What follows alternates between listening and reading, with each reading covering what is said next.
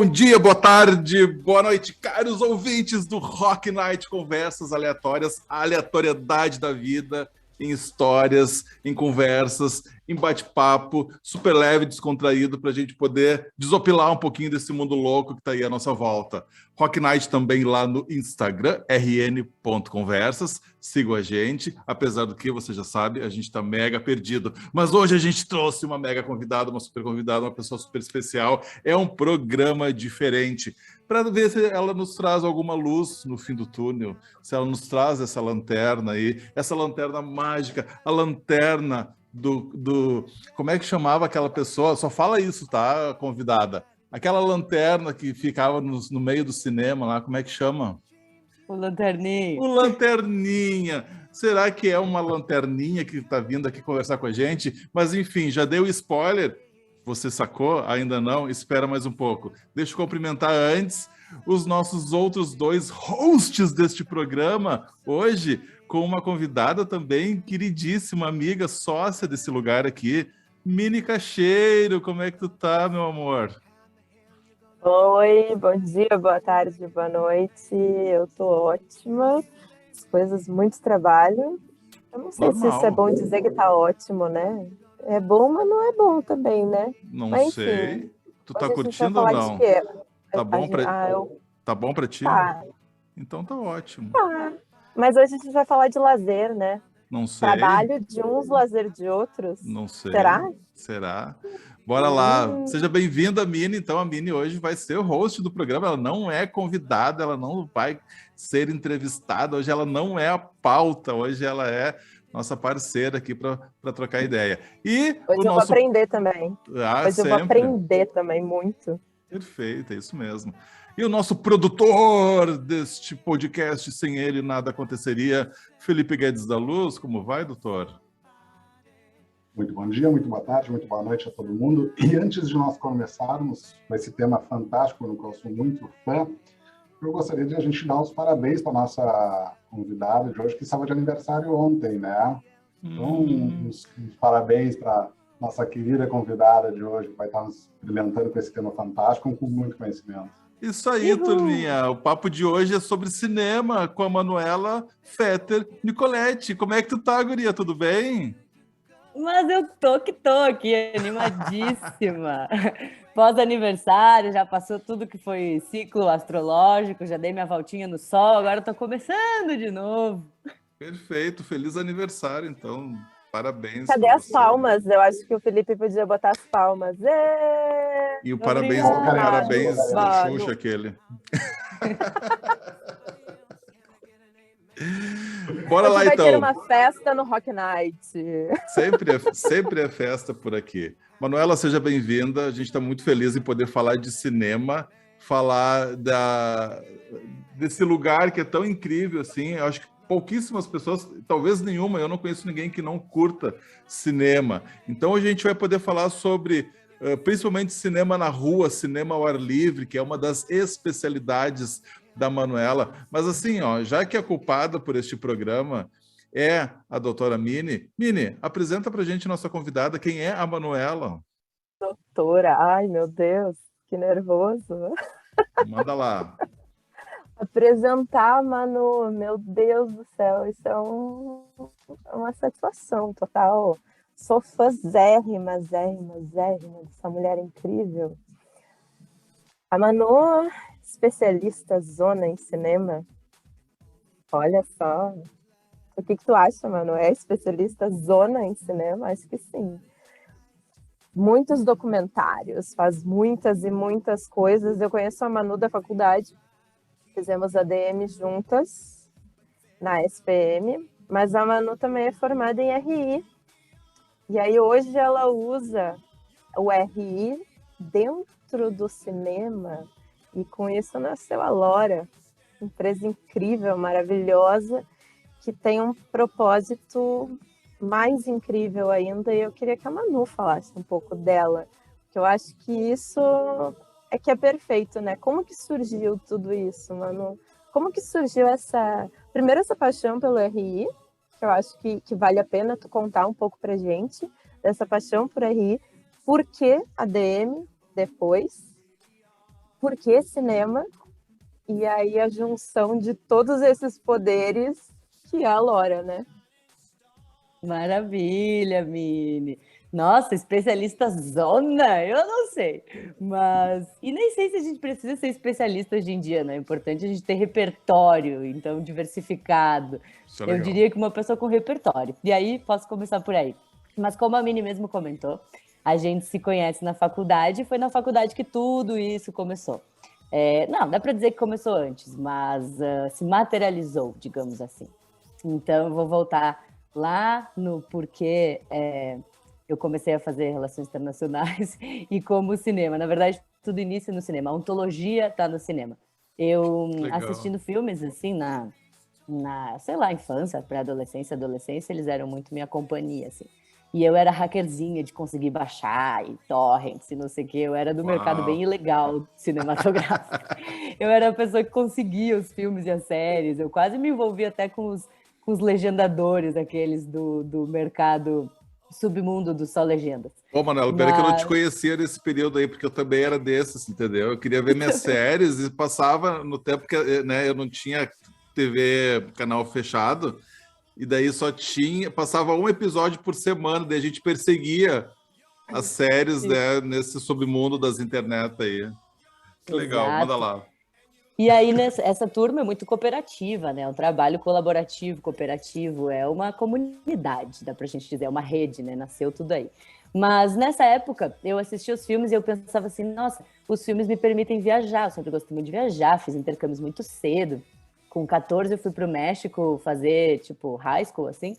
Estudei no México e o México já tinha, assim, uma bomba de americanismo, assim, né? Era só cinema americano, só se conhecia filme dos Estados Unidos, nem sabia que México fazia filme, quem dirá Brasil, quem dirá Europa, quem dirá África e Ásia, né? Então lá era all about Estados Unidos. E eu era aquela menina hollywoodiana, fãzona do Oscar, sabia os nomes de todo mundo, sabia até onde tinha nascido, a cidade onde tinha nascido a Nicole Kidman. Aí, depois dessa febre hollywoodiana, que eu comecei a me interessar muito pelo cine, e aí, com ali os 16, saindo do terceirão, eu decidi fazer cinema. Só que na época era um filme, uma faculdade muito diferente, assim, era novo, inclusive, na Unicinos, o curso do CRAV, né? E aí tinha uns horários bem estranhos, e eu morava em Farroupilha, sou de Farroupilha. Então eu tava na Serra. E aí eu tinha que, sei lá, contratar quase que um motorista, porque não tinha van para me levar para esses horários do cine e tal. Só sei que eu decidi fazer o vestibular igual, pensei depois se eu resolvo. E aí passei em primeiro lugar. Uau. E com isso, nos convidaram para ir conhecer o curso, eu e meus pais, os coloninhos da Serra. Chegamos lá na Unicinos e toda uma estrutura, estúdios, professores, direção de foto, direção de arte, uma galera das artes bem autêntica, diferentona, a galera de Farroupilha toda certinha, né? Já pensou, meu Deus, que mundo é esse? Aí, na volta da Unicinos para Farroupilha, meus pais falaram, Manuela, olha só, a gente tem uma coisa para te dizer, a gente não vai deixar tu fazer esse curso. Por quê, gente? Como assim? Foi o que eu escolhi, dava até nos resultados das testes vocacional do terceirão, pelo amor de Deus, eu quero fazer cinema. E aí eles disseram, não, a gente não vai... Mas por quê? Ah, porque meu pai, assim, para botar um ponto final no assunto, falou, não, eu não vou deixar tu fazer cinema porque tu vai ser pobre e frustrado. E a gente não quer te ver assim. Aí eu pensei, bom, a carreira de cinema é tão glamurosa, olha lá, Hollywood, né? Por que eu vou ser pobre e frustrada? Com que argumento, né? Enfim, fui para as férias e me liga a Unicinos. Tu não vai se matricular? Passou em primeiro, não sei o quê, tarará. E eu falei, não, meus pais não deixaram fazer. Daí a menina da secretaria lá falou, bom, então vem fazer um extra vestibular, né? Faz alguma outra coisa da tua vida, então, né? E aí eu fiz comércio exterior. E porque eu já tinha, tipo, familiaridade com os idiomas, né? Já trabalhava nas legendagens, já dava aula de inglês, de espanhol. Aí fui para o Comex. E do Comex, não gostei, uma burocracia, uma coisa chata, já migrei para as relações internacionais na SPM. E aí, porque eu pensei, nossa, relações internacionais tem algo mais a ver com cultura, ser internacionalista é para além do comércio exterior, da logística de importação e exportação. Então, eu vou para o RI. Aí, gente, estou lá nas relações internacionais, fui presidente da empresa Júnior, trabalhava com um professor de publicidade, Rodrigo Valente, nunca vou esquecer. E esse professor, um dia almoçando, assim, eu falei, Valente, tem uma coisa que eu nunca mostrei para ninguém, mas que eu sempre trabalhei em cima e eu não sei o que fazer com esse material, eu já estou ficando meio nervosa. E era uma série de roteirinhos que eu escrevia de filme, que eu queria ser roteirista. Então, eu escrevia vários roteiros e tal. E aí, ele disse... Daí eu falei, eu quero que tu veja esses roteiros e se eu posso fazer alguma coisa com isso, tu que é da área aí de publicidade, sei lá. Nem sabia direito que existia um mercado cinematográfico assim, bem estruturado em Porto Alegre. E aí ele falou, tá bom, beleza, eu já sei o que fazer. Eu vou te marcar um blind date e tu vai em tal lugar, tal dia, tal hora, almoçar no restaurante X e vai encontrar uma pessoa sentada numa mesa do fundo de vermelho. E daí eu, meu Deus. E falou, Gente, acho que a que mesma maravilhoso, coisa pra bem ela. cara do Valente isso, não? Lúdico, né? Lúdico. E aí, gente, cheguei nesse restaurante, eis que eu achava que eu adorava esse professor, eu achava ele o máximo, mas na verdade quem era a pessoa por trás dessa outra pessoa incrível era a mulher dele, que era produtora de cine e roteirista e tal, eu dava aula na Unicinos, era tipo, sei lá, coordenador do curso da Unicinos na época já. E aí os fiozinhos se conectaram, né? A gente se adorou e eu saí dessa presidência da empresa Júnior, que trabalhava lá com um monte de negócio, né? Sim. Com empresas e tal, e fui fazer o meu estágio de Relações Internacionais numa produtora de cinema. E aí a proposta, a gente até teve que driblar lá o sistema burocrático da SPM para eu fazer esse estágio, e aí a proposta era eu pesquisar o mercado de distribuição de cinema independente estrangeiro no Brasil, ou melhor, em Porto Alegre. E isso por quê? Porque aí, nessa altura do campeonato, eu já estava pé da vida com a própria faculdade de RI, que a gente tinha umas cadeiras que chamavam Country Studies, a gente estudava tudo sobre os países, e alguns professores nos traziam uns filmes, assim, do tipo, vê esse filme da Etiópia, para vocês conhecerem a Etiópia. E, de novo, eu resgatei aquela minha magia do tipo, gente, vendo filmes a gente viaja, porque eu sinto que eu conheci um pouco da Etiópia, mesmo não estando na Etiópia. Sim. Eu sinto que eu conheci outros lugares do mundo assistindo esses outros filmes provenientes desses lugares do mundo. E aí, quando eu comecei a observar isso, eu via que esses filmes que a gente via em sala de aula não chegavam nunca no cinema tradicional em Porto Alegre. E se chegava um filme lá da Irlanda, ele ficava nas quartas-feiras, às 4 da tarde, durante uma semana lá no Guion, ninguém ia, não dava dinheiro para o dono do cinema e já caía por terra e eu nunca mais achava o filme. E se achava, não achava a legenda.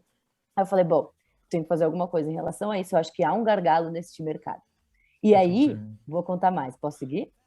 Claro, não, e eu fiquei curioso por que trazem o filme e botam num horário tão ruim assim, né? E a gente... E é bem isso, né? É o Guion, é o cinema lá já não existe mais, né? do Moinhos, né? É uma sala do Itaú às 2 da tarde, coisas muito loucas assim. Por que isso? Normalmente uns cinemas que a gente nem conhece também, né? Não também é difícil um cinema dentro de um shopping. É o cinema lá da Casa de Cultura do Mário Quintana, vários outros que a gente normalmente não tem um acesso fácil de saber, né? É muito mais fácil tu saber do shopping. Porque tu passa ali, tu sabe, e eu não fazia ideia, não sei nem o que é o Guion, tá? Então... Que horror! Yasmin. Desculpa, que gente, mas tô abrindo meu coração aqui. Desculpa, mas não era minha vibe quando eu era adolescente. Ou então, o início da minha vida adulta. Eu tenho uma triste notícia para te dar. Eu tenho uma triste notícia para te dar que o Guion, com essa função toda pandêmica, também já se foi para as cucuias. Se foi. Não existe mais. Mas é um fã. E aí, gente, eu sigo porque esse foi o grande turning point da minha vida, porque aí eu percebi isso, eu falei, vou pesquisar. Na pesquisa do estágio, eu descobri que existem, na época, né, era o 2016, 2015, eu descobri, 14 talvez, que somente 2 empresas de distribuição de filmes independentes eram as que detinham de maior parte do market share de distribuição cinematográfica no Brasil. Então, em resumo, essas 2 empresas que decidiam o que vinha do mundo inteiro para nós, porque o resto tudo era Hollywood, né? E Globo, enfim, mainstream. Uhum. Então, essas 2 distribuidoras, eu pensava, não é justo que 2 pessoas, praticamente, né? Porque deve ser uma pessoa lá dentro dessas empresas, que decidem o que Porto Alegre e o Rio Grande do Sul inteiro vai assistir do mundo. Eu quero escolher o que eu quero assistir do mundo. E na época não tinha, né? O que tem hoje no Netflix e tal. E também não tinha outras plataformas de streaming. E aí eu pensei, bom, então eu vou fazer o seguinte, eu vou fazer uma pesquisa eu dediquei toda a minha faculdade de Relações Internacionais a isso. Qualquer artigo, qualquer trabalho, era cadeira de psicologia, eu jogava lá para distribuição cinematográfica. Dava um jeito de fazer render. E aí, ao longo da faculdade, nessas pesquisas, eu percebi que sim, existia um gargalo, e que esse gargalo tinha um fundo, assim, um buraco que era muito mais embaixo, muito além da minha pessoinha ali perdida em Porto Alegre. E é isso que eu acho que eu posso contar para vocês, como funciona essa cadeia de valor e o que eu descobri aí no meio que fez nascer o meu negócio, que hoje é a Lora, né? Pois é. Eu consegui chegar nessa...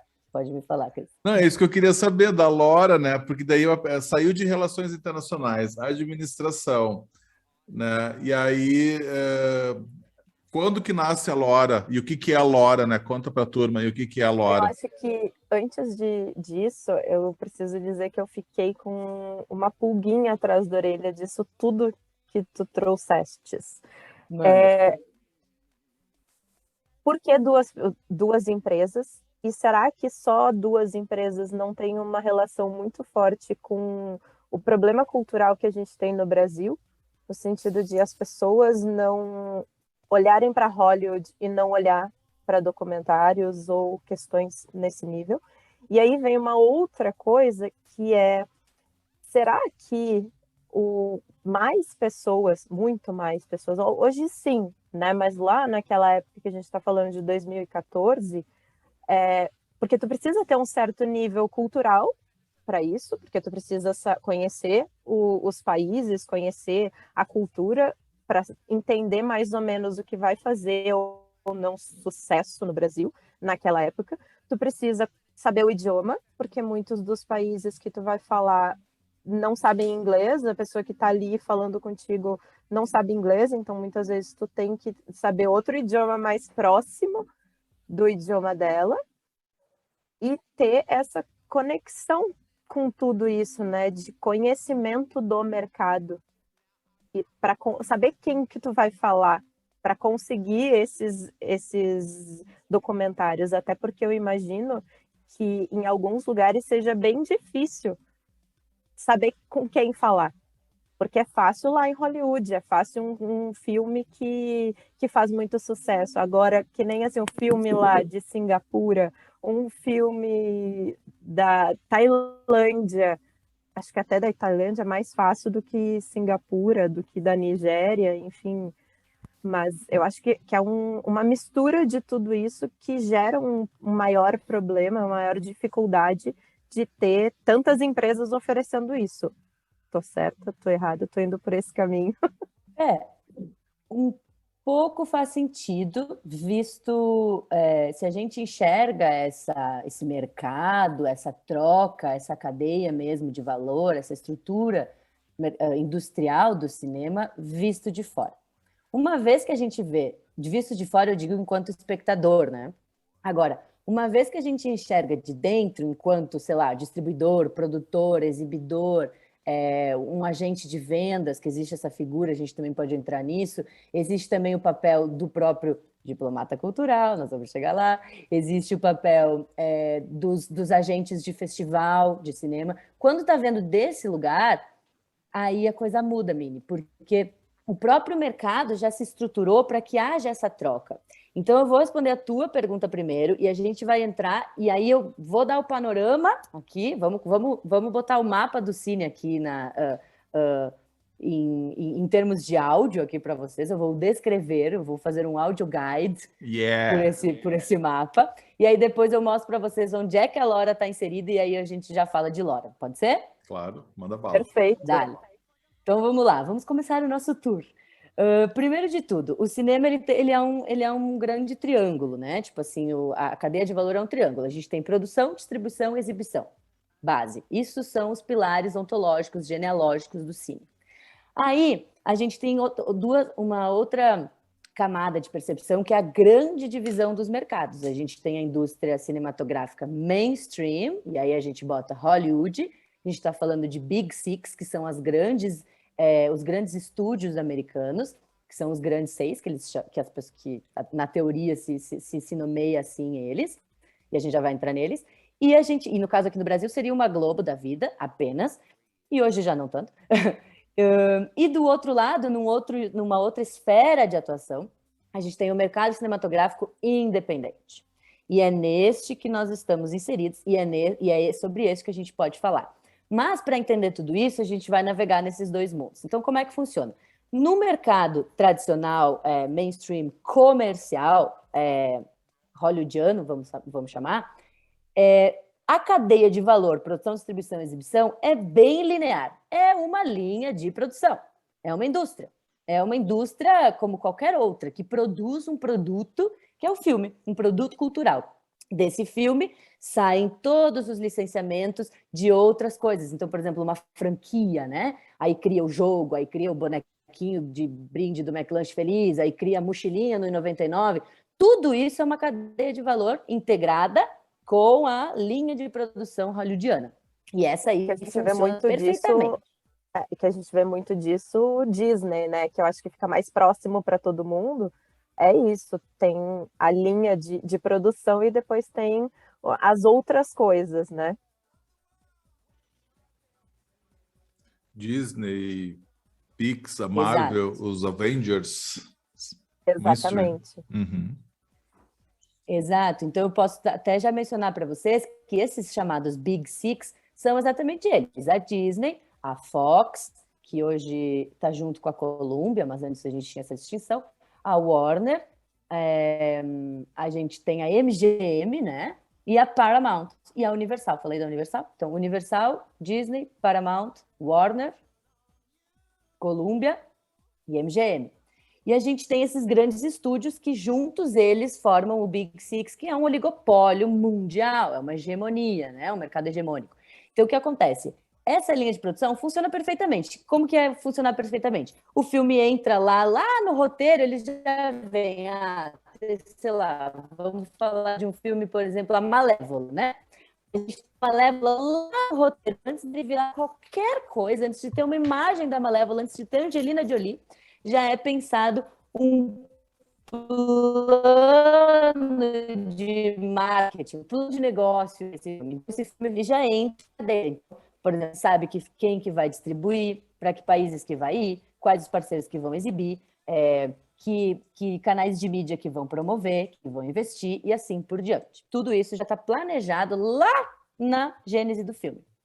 E na cadeia de valor independente, estamos falando de arte, estamos falando de uma pessoa que escreveu um filme e que vai lutar lá com leis de incentivo, com apoio governamental, com editais, com fundos de investimento, para fazer o seu filme acontecer. E para fazer o seu filme acontecer, só na etapa de produção, ele já vai juntar e armar uma equipe de trabalho de 100, 200 pessoas, e para um longa-metragem ele vai precisar de R$1 milhão, e ele vai fazer esse filme, e quando esse filme estiver pronto, esse cara, produtor, ele tem que expor esse filme para o mundo numa vitrine, para que ele consiga encontrar distribuidores que estejam dispostos a comprar os direitos desse filme para levar esse filme às audiências. Aí a vitrine são streaming, TV, cinema. Aí a vitrine vai ser os festivais. Essa vitrine, os festivais. Os festivais.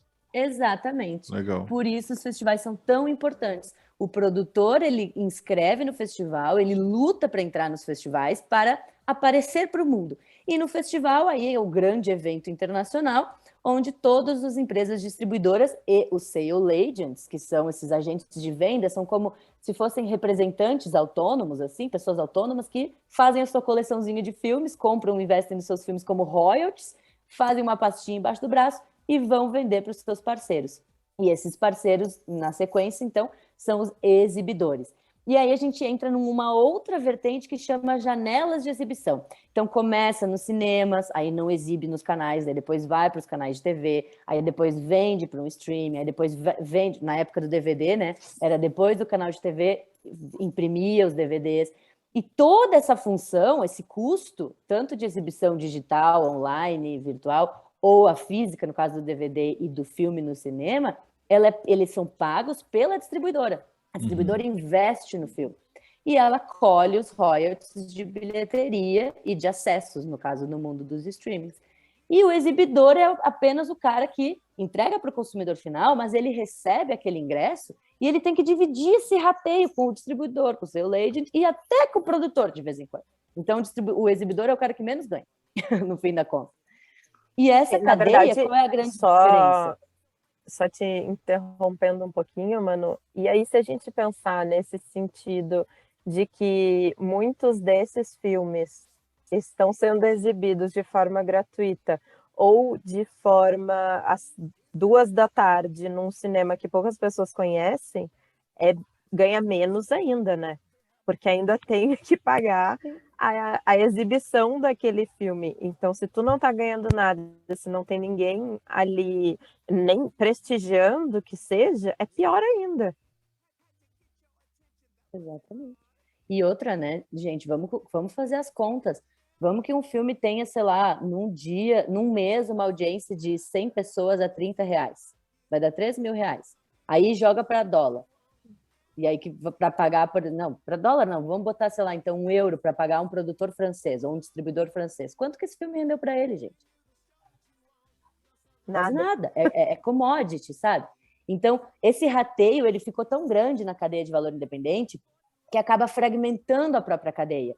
Então, o que acontece? Aí, grandes empresas distribuidoras, agora a gente chega no núcleo da resposta, Mini, grandes empresas distribuidoras fazem grandes apostas, porque eles têm receita. Então, eles apostam lá num filme muito famoso, por exemplo, o Parasita, né? O sul-coreano aí que ganhou o Oscar. A Imovision, que eu acho que é a distribuidora dele no Brasil, mentira, é a Pandora. A Pandorga. A Pandorga é a distribuidora dele no Brasil. Ela investiu nesse filme, ela ganha um monte nesse filme, guarda o dinheiro e ela pode investir depois lá no filme do senegalês, do tailandês, né? Enfim, que talvez não dê tanto dinheiro. Ela tem possibilidade, ela tem capital para apostar. Então, por isso que elas decidem, as grandes decidem. Uma pequenininha não tem como assumir esse risco. E aí o mercado de distribuição começa a ficar limitado também. Então, para vocês perceberem como é fragmentada essa cadeia de valor independente, e por isso que depende tanto de incentivo governamental em todos os países, não é só no Brasil. Eu estou me adiantando aqui, mas eu queria que tu falasse para a gente nem chegou na lore ainda, né? Mas quando tu falou do grande triângulo ali de exibição, distribuição e produção, Netflix não faz essas 3 coisas agora também? Tava horas Excelente querendo perguntar, eu tava assim, me tremendo. E onde entra o streaming? Porque agora não é só Netflix, né? Entra a Amazon Prime também.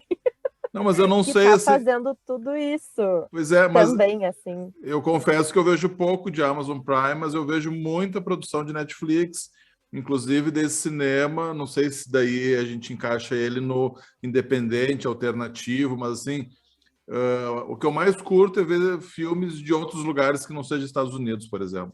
Né? Sair desse mainstream que você fala.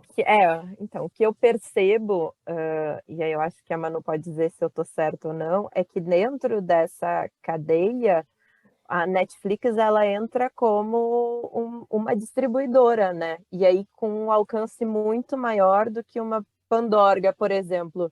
Né? Se a gente vai botar no mesmo nível, seria o Netflix, em vez da Pandorga comprar, o Netflix compra e passa para frente com uma abrangência muito maior. Seria isso, Manu?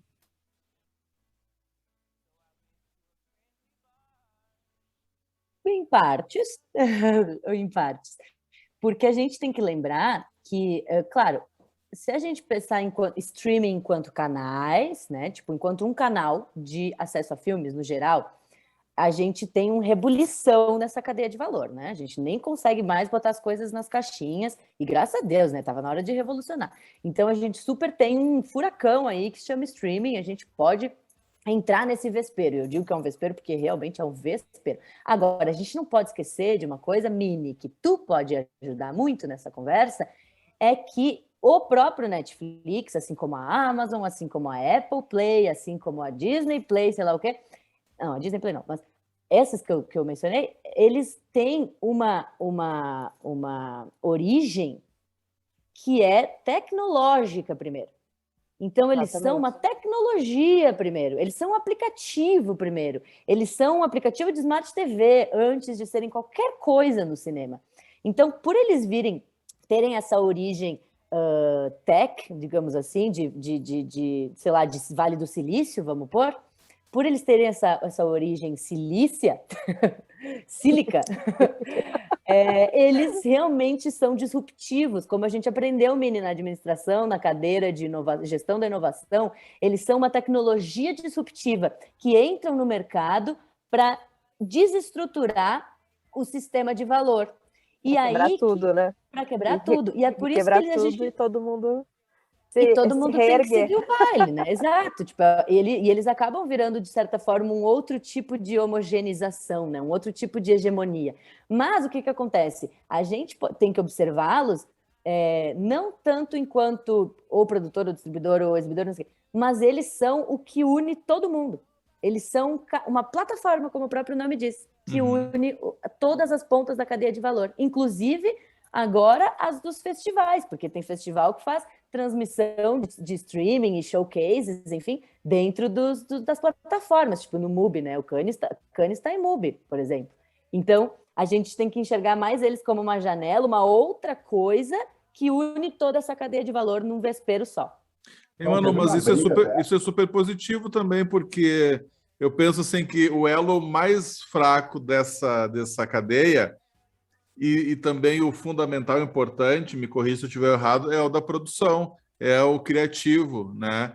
E é o que tem que buscar recursos para poder fazer o filme e tudo mais. E aí ele ganha com esse tipo de coisa ou não? Com o Netflix da vida, que também está lá produzindo, patrocinando. Vi que tu torceu a boca aí, né? Conta pra gente aí. Eu achei que era positivo. Por que não é? Então, é mais positivo. Quem mais ganha com essa história é o consumidor final. Claro. Então, a gente está falando de um mundo hipermodernizado,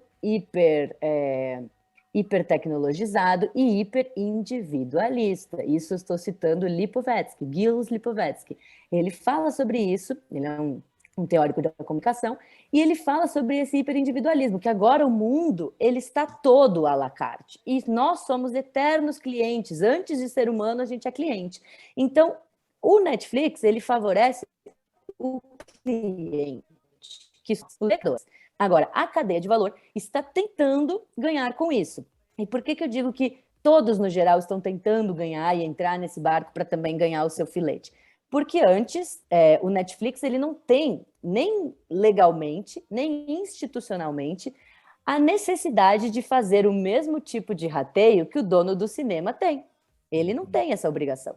Ele não precisa pagar ele decide quanto é que ele vai pagar para o produtor, ele decide quanto é que ele vai pagar para o distribuidor, ele decide quanto é que ele vai pagar para o cara que fez a trilha sonora do filme. Ele que decide, ele que manda. Já o cinema está regido por, no caso do Brasil, uma Ancine, um Condecine, que o cinema tem que contribuir, que é a contribuição, né, para o mercado cinematográfico. Em todos os países existe o órgão, a agência regulatória do mercado, né?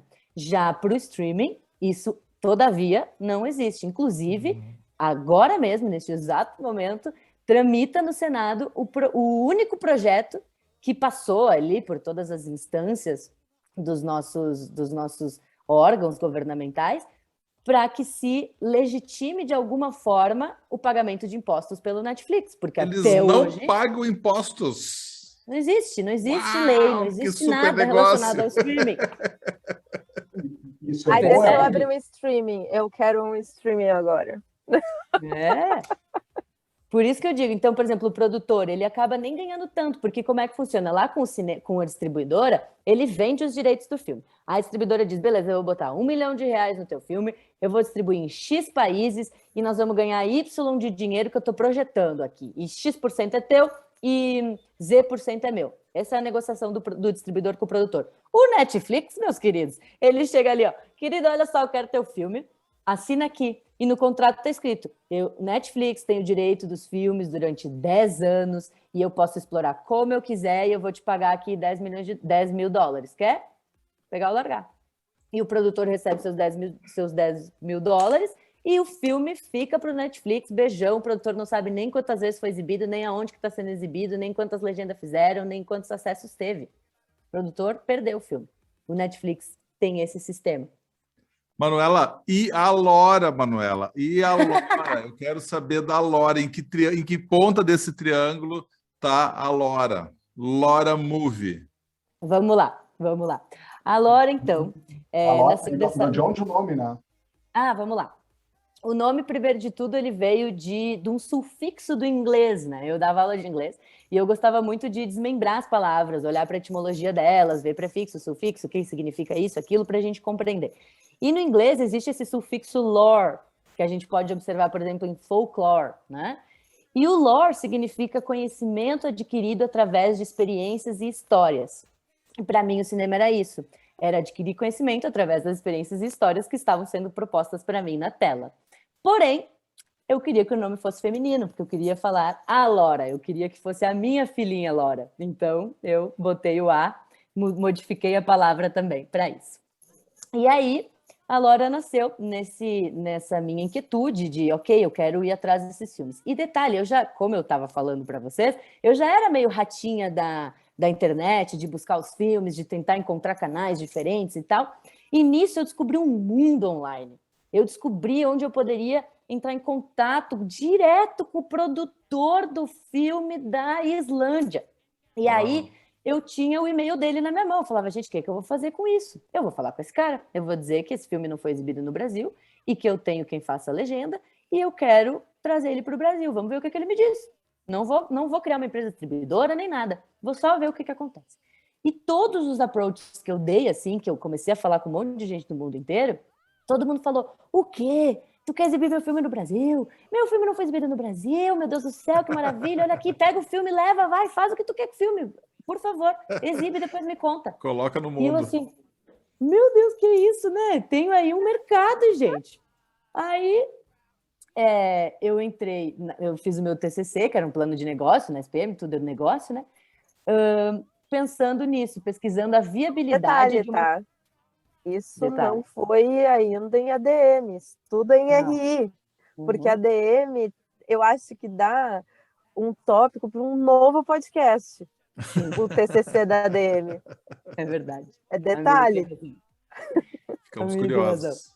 Eu ainda não estava na ADM. Aí eu fiz o meu TCC de RI e os professores ficaram assim, meu Deus, a Manuela é louca, ela quer ganhar dinheiro com DVD, porque na época eu queria montar um clube de assinatura, tipo um MUBI, mas de DVD. Que a pessoa todo mês, tipo uma tag, mas de DVD. Legal. E aí... Ia ser um Netflix, né? Eu ia brigar com eles. O início era assim, né? E o plano de negócio foi sobre isso. E aí eu saí do TCC, e a SPM já me pescou para a incubadora, e eu fui para a incubadora. Na incubadora de negócio da SPM, eu percebi, gente do céu, eu vou começar um negócio, eu vou ter que administrar uma empresa. Alta grana, altas transações, altas trocas, contatos internacionais, contratos de direitos autorais e de licenciamento. Eu preciso fazer administração. E estava logo ali do lado na SPM, eu falei, gente, eu quero fazer mais um curso. Vou lá. Aí eu fui para a DM. E fui para a DM, e fui para a DM para aprender a administrar a empresa que eu queria criar. E aí, no TCC de ADM também, direcionei para a Lora, né? Essa é outra história, mas para o mercado da educação. E no resumo, o que aconteceu? A Lora resultou hoje a gente se auto-intitula uma curadoria de cinema independente, onde a gente busca justamente filmes do mundo inteiro que não foram distribuídos ou sequer exibidos no Brasil, e a gente entra em contato direto com os realizadores, via e-mail, buscando os contatos nos confins da internet, às vezes é um approach por Instagram, às vezes é um approach por Twitter, às vezes é por Vimeo, e a gente conversa com eles, abre uma call, pede o filme.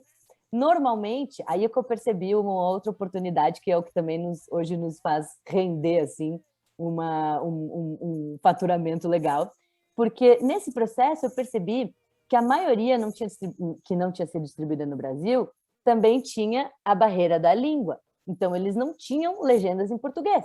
E aí, Cris, eu voltei para o Só Legendas. Eles não tinham legenda em português e eles falavam, meu Deus, como é que a gente vai exibir o filme no Brasil? E aí eu percebi que eu tinha que ir atrás de legendadores.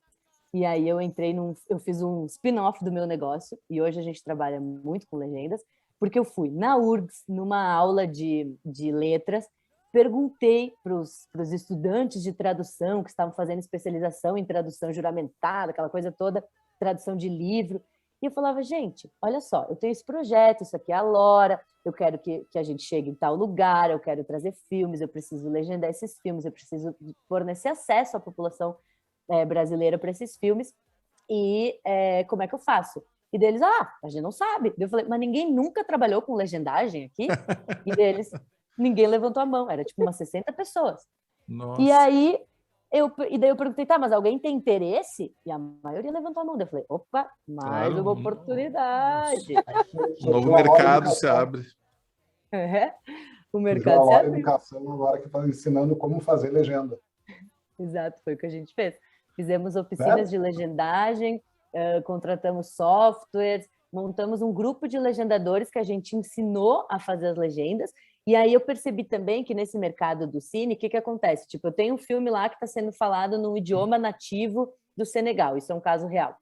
E aí, óbvio que ninguém sabe esse idioma, mesmo que seja um sul-coreano da vida, né?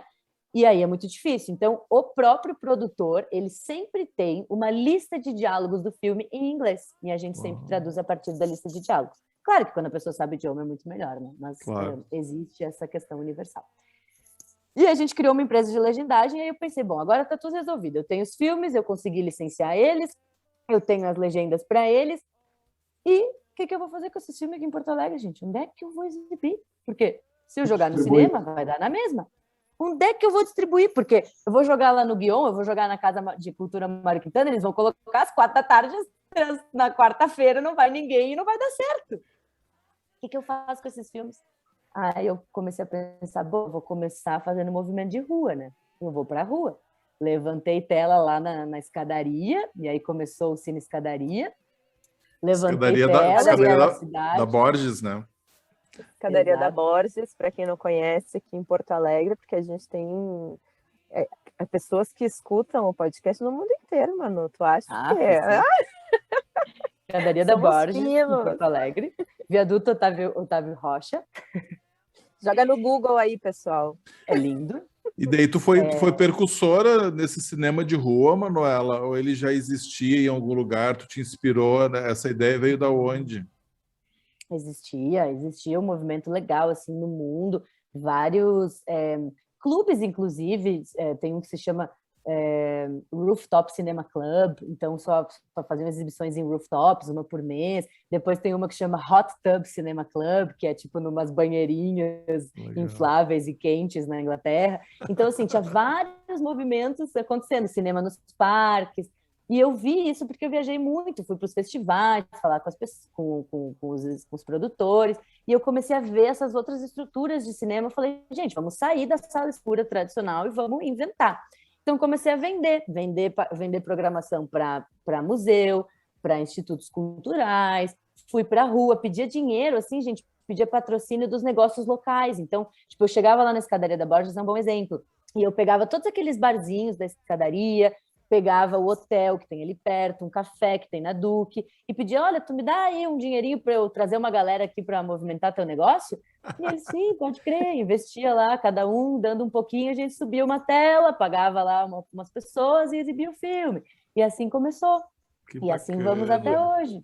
E rodou muito, assim, na Escadaria da Borges, era lotado, porque, assim, para quem não conhece, a escadaria ela tem 4 subidas e descidas, né? Então tem... E a Manu botou no meio da escadaria, no meio de cada subida e descida, uma tela. E a tela era dupla. Então era dos 2 lados. Então eram 4 telas que na verdade virava 8. E tinha gente lotado, assim, eu fui uma que já fui em mais de um. A gente leva cadeira de praia, canga, isso antes da pandemia, né, gente? Durante a pandemia não é assim, mas antes da pandemia a gente levava cadeira de praia, canga, cooler. Piquenique. Piquenique, botar bebida. Piquenique. E o processo inverso, tu não faz? O processo inverso? Levar os filmes para fora? Não te procuram? É o futuro, Felipe, é o próximo passo. Felipe está antecipando. Mas esse pessoal te procura? Então, agora sim, porque o que acontece? Com isso, acho que eu comecei a Lore em 2016. Então, até aqui, claro, foi muito, né? Muito perrengue, muito relacionamento.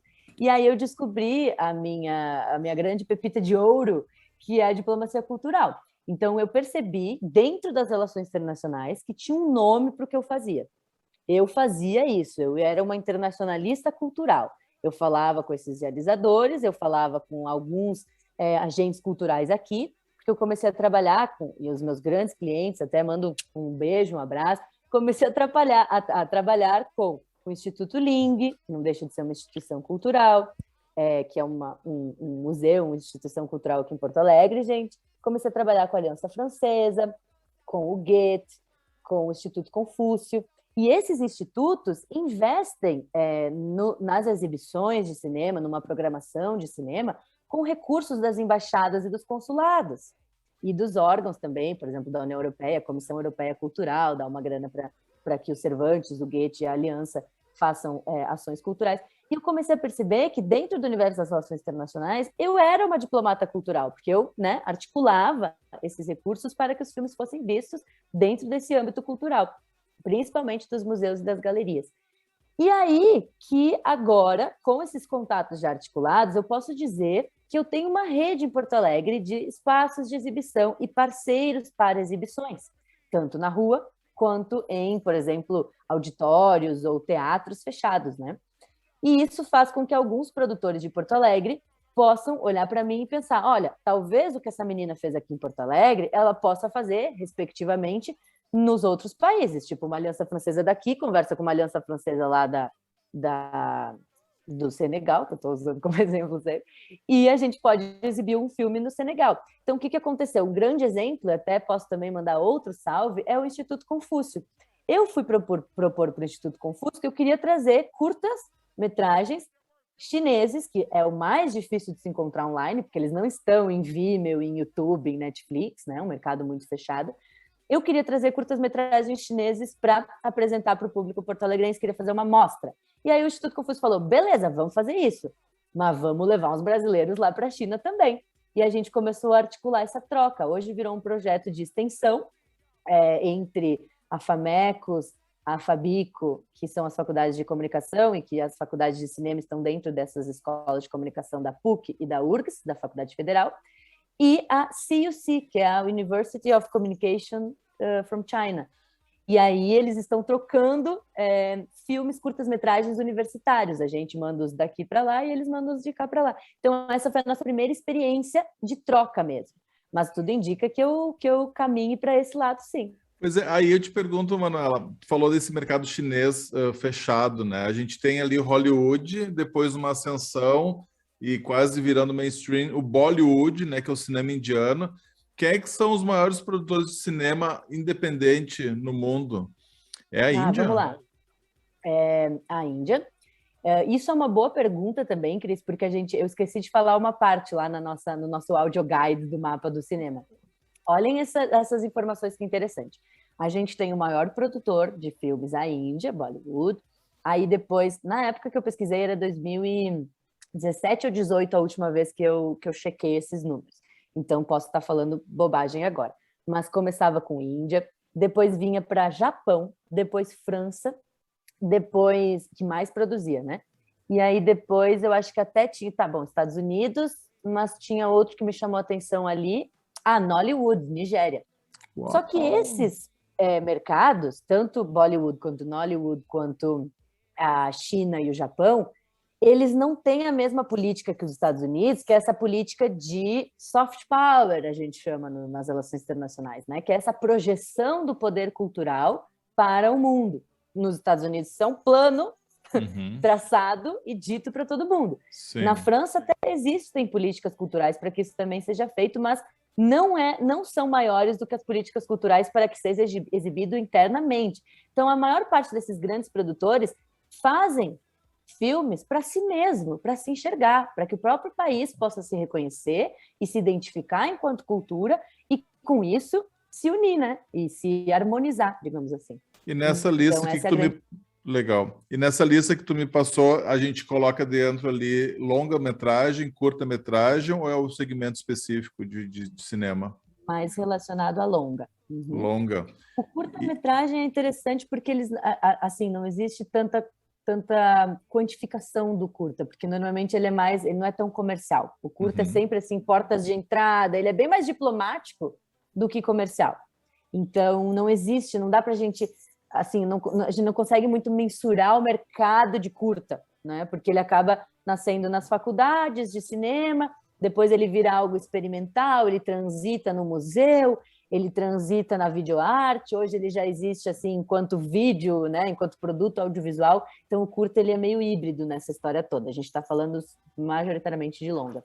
Muito bom. Ô, Manu, a pergunta que não quer me calar, a gente está partindo para um fim dos cinemas?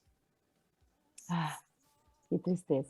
Pois é, mano, deixa eu complementar não, deixa eu perguntar junto com o Felipe aqui, já partindo para os finalmente aqui da nossa conversa, como disse a Mini, você vai precisar de mais outro podcast para a gente dar conta de toda a pauta de coisas que a gente queria conversar contigo.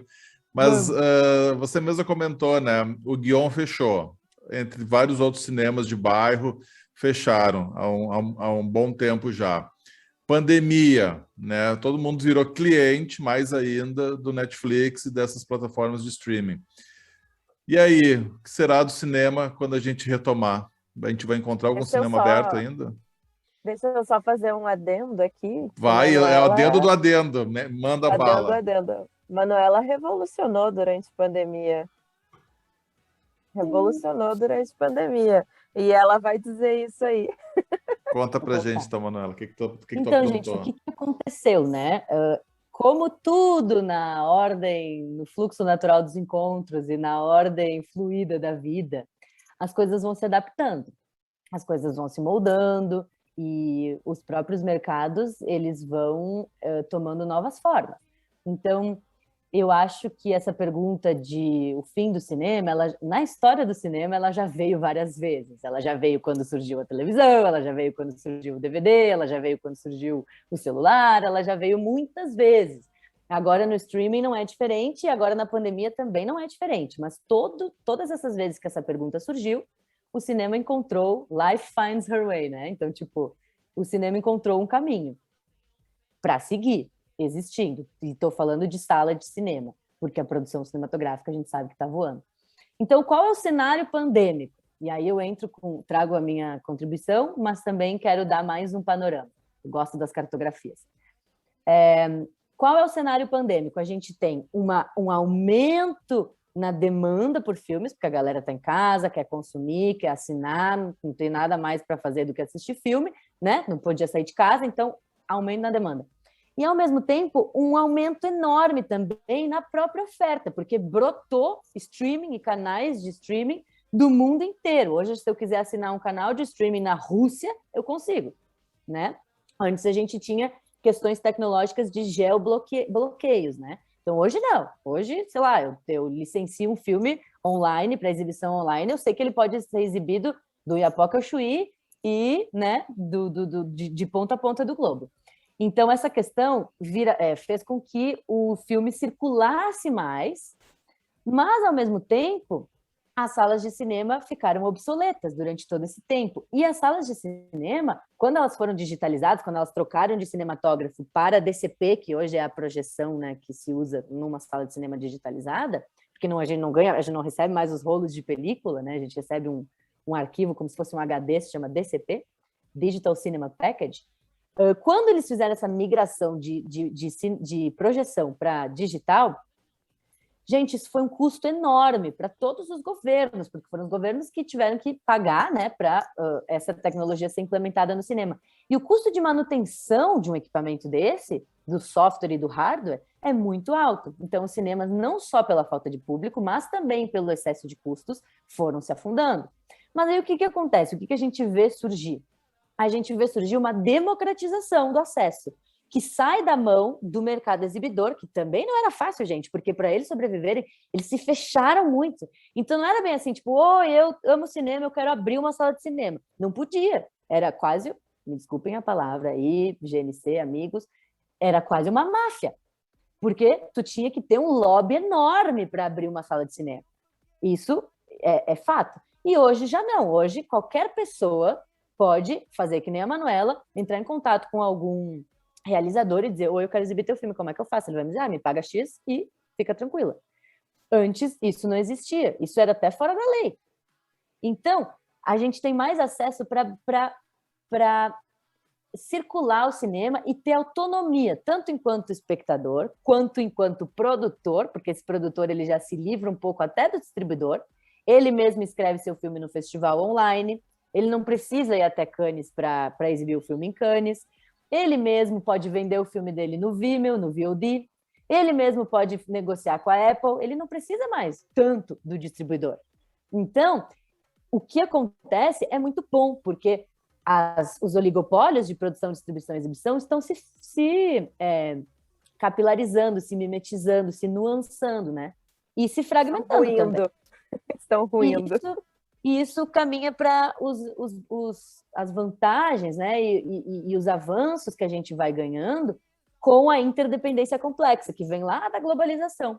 Essa interdependência complexa ela pode ser fatal, né? No caso de, sei lá, uma Guerra Fria, mas ela pode ser extremamente horizontal ou horizontalizante para nós, consumidores e apreciadores de arte, né? Então, essa democratização, acho que vale o preço da gente ter menos salas de cinema e da gente ter menos estrutura de cinema, porque agora vai deixar de estar tão glamorizado. Agora, nos abre espaço para fazer o que a gente está fazendo agora com a Lora, que é resgatar o hábito de ir a um evento de cinema e fazer esse evento de cinema ser um encontro para além do sofá da tua casa, que é o cinema de rua, o cinema num museu, um cinema numa escola, um cinema numa quadra de tênis, que seja, né? E talvez esse período pós-pandemia seja o ideal para isso, porque a turma está com esse desejo de se encontrar, de se enxergar, de se ver, de assistir coisas juntos. Né? Como disse o Ralph numa outra conversa, né, Felipe? A champanhe dos eventos, né? O estouro dos eventos, né? Que vai acontecer, né? Eu acho que tudo isso tu está trabalhando a experiência de um evento. A gente está mudando a experiência do cinema, que é um ar livre, é num ambiente diferente. Né? O cinema buscou estar inovando através de um som diferente, de uma ambientação diferente, com óculos, enfim, trazendo novos cheiros e tudo mais. Acho que vem muito nessa linha. Ô, Manu, tu virou aquela pessoa, por exemplo, assim, que assiste, mas cuidando do roteiro, criticando, tu não aproveita mais o filme. Tipo, o cara que tá assistindo futebol ali, tá jogando 4-4-2, que o jogador tal vai, sabe? Ou tu consegue assistir tranquilamente. Ai, não, e sabe, Fê, eu tenho até um cuidado para não cair nessa, sabe? Porque eu nunca estudei cinema, né? Graças aos meus pais e a minha... Alô, pais, um beijo para vocês. Graças aos meus queridos pais, eu nunca me especializei em nada de cinema. Inclusive, durante muito tempo, eu demorei para absorver e assumir o nome curadora de cinema. Eu sempre fui a Manu, que articulava, fazia umas coisas de cinema. Hoje eu uso isso porque eu sei que, né, mercadologicamente falando, é algo que é necessário, que as pessoas precisam de uma definiçãozinha do que a pessoa faz na empresa. Agora, eu não faço uma curadoria técnica, eu nunca faço análise fílmica. Hoje eu faço mestrado dentro da faculdade de cinema, pesquisa de diplomacia cultural para o mercado cinematográfico, e em nenhum momento eu estou fugindo da análise fílmica, né? Que é isso, tipo assim, vamos olhar o roteiro, a foto, não sei o quê. Eu deixo isso para os críticos, para os especialistas em luz, em arte, em som. Existe tanta gente técnica maravilhosa. Eu sou uma entusiasta e uma espectadora ativa. Aí que mora a questão. Ser espectador ativo não significa ficar ali, ai, nossa, que diálogo que criou uma barriga no roteiro, né? O pessoal do cinema fala isso. Não, a espectadora ativa é aquela que pensa, nossa, esse diálogo me fez lembrar de uma poesia que me fez entrar num teto aqui, eu aprendi uma coisa nova com esse filme. Eu estou atenta a tudo que está acontecendo no filme, mas não no sentido técnico, é muito chato.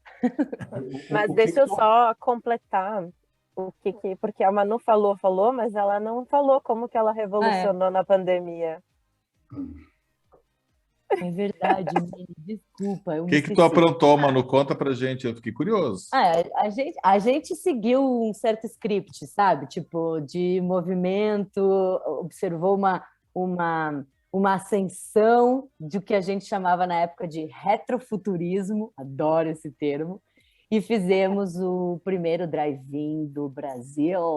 Foi muito lindo, se Uau! chamava Cine Drive-in.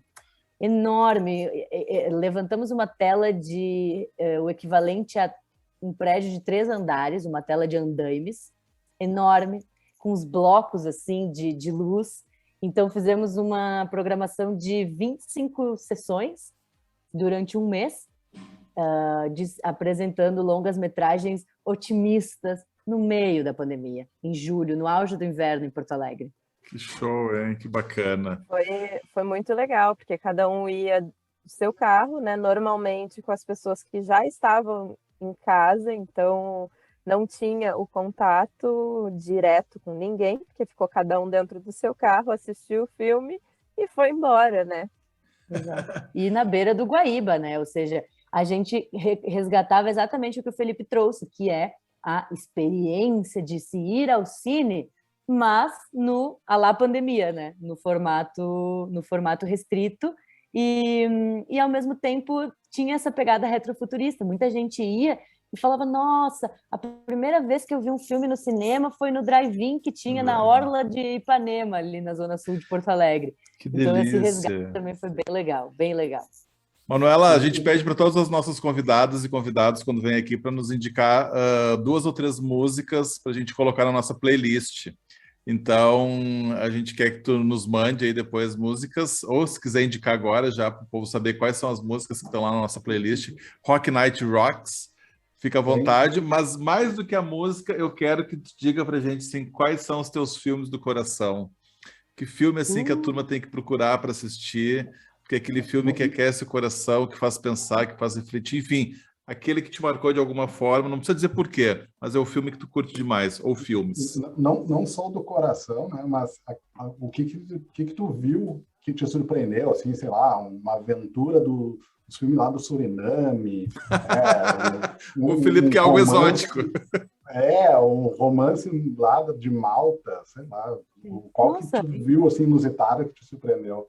Interessante tu falar em Malta, Felipe, porque eu morei em Malta também um tempo. Aí isso me abriu para o cinema. Mas vamos lá.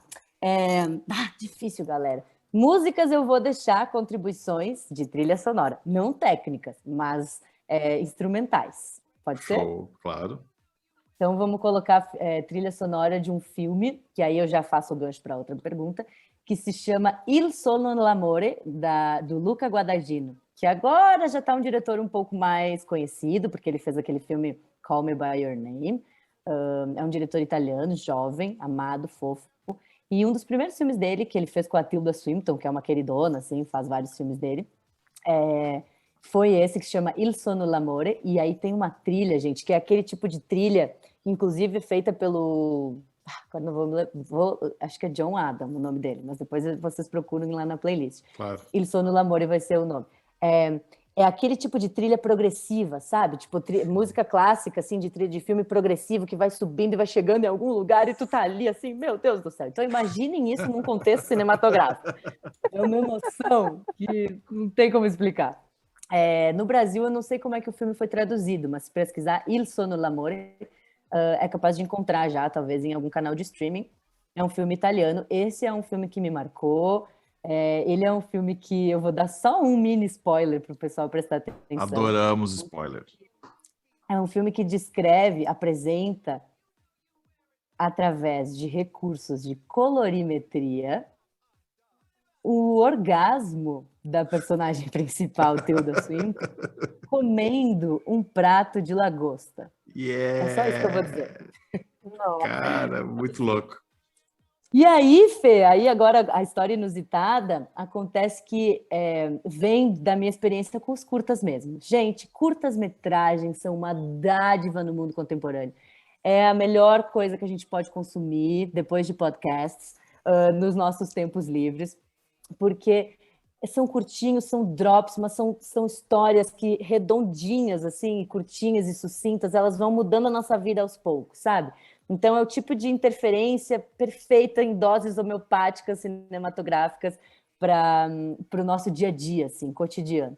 Então, eu deixo para vocês, inclusive, depois se os meninos quiserem colocar em algum lugar, o link do nosso perfil da Lora no Vimeo, porque é no Vimeo que eu encontro a maior parte dos melhores curtas-metragens que eu já vi na minha vida. O Vimeo é uma plataforma que os próprios realizadores adotaram como o espaço de circulação do cinema independente e curta-metragem experimental. Animação também bastante. Então, lá no perfil da Lora, no Vimeo, www.vimeo.com/curtacuradoria, a gente tem uma seleção de filmes já separadinho por temática, por país. É um catálogo, é o verdadeiro Netflix dos curtas independentes do Vimeo.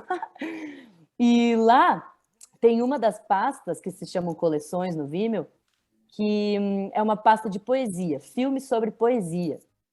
Nessa pasta tem um filme que se chama Anointed. Eu nem sabia o que essa palavra significava em inglês. Anointed. E é um filme que conta a história de uma ilha lá na Micropolinésia Francesa, do outro lado do oceano, onde os Estados Unidos comprou a ilha para fazer testes nucleares. Destruíram a mata nativa da ilha, daquele arquipélago natural maravilhoso, removeram a população dessa ilha, uma população nativa indígena, e botaram eles lá num cantinho, lá na Austrália. E aí largaram lá na Austrália e disseram, esperem um pouquinho que nós vamos fazer uns testes nucleares lá na ilha, depois a gente bota vocês de volta nas casas de vocês. Destruíram a ilha. Resumo da ópera, acabou a Guerra Fria, não deu em nada, né? Os Estados Unidos, quer dizer, deu muita coisa, mas os Estados Unidos quis descartar aqueles resíduos nucleares que eles tinham deixado lá, enterraram tudo na ilha e fizeram tipo uma plataforma de resíduo nuclear e levaram a população nativa indígena de volta. E hoje, essa população nativa indígena está sofrendo essas consequências de radiação, estão cheio de mutações, estão cheio de complicações. E uma menina de lá escreveu uma poesia sobre essa história toda, uma poesia que ela dedica à ilha dela. E aí o filme é a menina declamando essa poesia, contando essa história, e a gente viaja por essa ilha. Então, essa foi a melhor história que eu já descobri com os curtas-metragens. Nossa, fiquei até arrepiada. Manuela Nicoletti, curadora de cinema e contadora de histórias. Que espetáculo! Manu, muito obrigado pela tua participação aqui com a gente no Rock Night. Ficou com gostinho, muito gostinho de quero mais, quero mais, quero mais. A gente poder falar muito mais de cinema, porque é uma arte que todo mundo curte, né? Quem é que não curte cinema? A gente viu isso agora na pandemia, tu deixou bem claro isso pra gente. Valeu demais, muito bacana poder trocar ideia contigo, adorei. Mini, foi maravilhoso. Manda teu beijo aí, Mini. Obrigado também pela tua participação. Acho que foi maravilhoso, aprendi horrores, como sempre, em toda conversa contigo. E fica aí um próximo Cinema na Educação. Acho que é um TCC de ADM. TCC de ADM da Manu. Acho que é um tópico maravilhoso e traz muitas coisas para a gente. Valeu, obrigado, Mini. Felipe Guedes da Luz, muito obrigado, meu parceiro. Sempre um prazer, Cris, Mini, Manu, um prazer. Muito, muito, muito obrigado por essa aula, para nós, para entender um pouquinho dessa indústria, desse mercado que nos fascina. E nos vemos na próxima. Muito obrigado aí. Cris, um beijo para ti. Seguimos, gente. Obrigada. Mergulhem na janela da tela. Rock Night lá no Instagram também, rn.conversas, sigam a gente. A gente vai colocar todos esses links que a Manuela trouxe pra gente, do Vimeo, da Lora no Instagram, né, pra gente saber da agenda, das coisas que a Manuela tá fazendo por aí. Enfim, valeu, obrigado, até a próxima. Tchau!